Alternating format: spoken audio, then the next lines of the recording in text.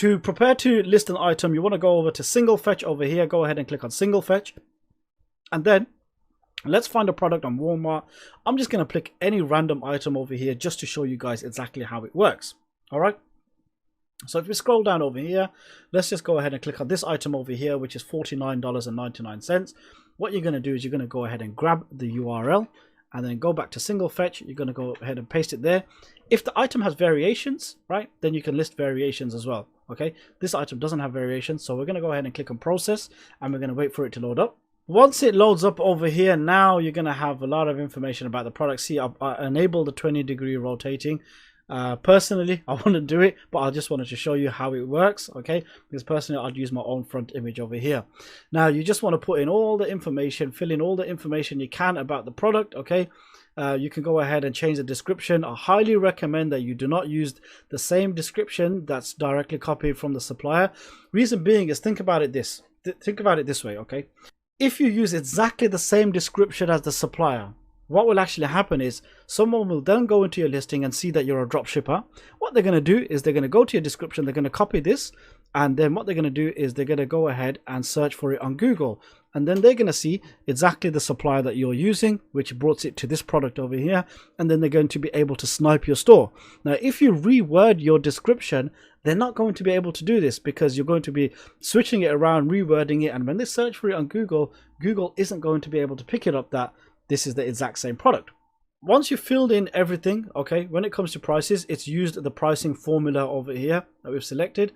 If we go ahead and click on override price, you can go ahead and just change it to whatever you wish to do so over here if you want to change the pricing formula. And you want to edit the title, you want to create your own unique title, anything else. Remember, I showed you before that you want to really be filling these in as much as you can, filling in as much details as you can, changing as much information as you can when it comes to description and title. And really, you don't want to be the same as everyone else. You want to copy and improve, not just copy and paste. And then you want to go ahead and click on process. It says processed item, wait a while for the extension to list your item. If you want, you can make sure that the extension has launched the listing settings process by going here. If you go ahead and click on here, it will take you to your eBay account and it will show you the file exchange section over here. And then if I refreshed it over here, you can see that it sent the information for the file exchange, okay? Now, if I go over to my ebay.com account, you can see that this item is now fully listed, okay? For some reason, the front image that I used was just a bad image, so you can see over here. But that's because I used a bad image on the rotation. Sometimes you're going to get this problem. All right, now it's as simple as that. It's done it. It's listed an item onto my account via file exchange without ever, logging into my account, without ever using the API listings. So it's used file exchange. Okay. Remember, it will not show on SKUGrid straight away. Give it about 15 minutes, then eventually it will show on SKUGrid.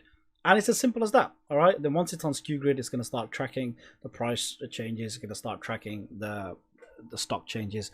And depending on whatever option you selected, was it the 3 hours, was it the 1 hour, then you're definitely going to go ahead and it's going to do that for you using the file exchange, SKUGrid file exchange. Hopefully that helps you guys understand how SKUGrid works. Remember, I've not gone into every single settings. I've only gone into through the basics of what you really need to know. Okay, and the rest, the more advanced settings, these are things that you need to learn on your own.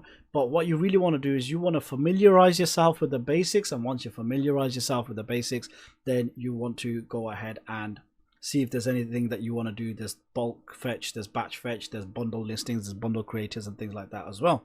But you guys should be fairly familiar how eBay works now. So hopefully this video has been helpful. Let's go to the next video.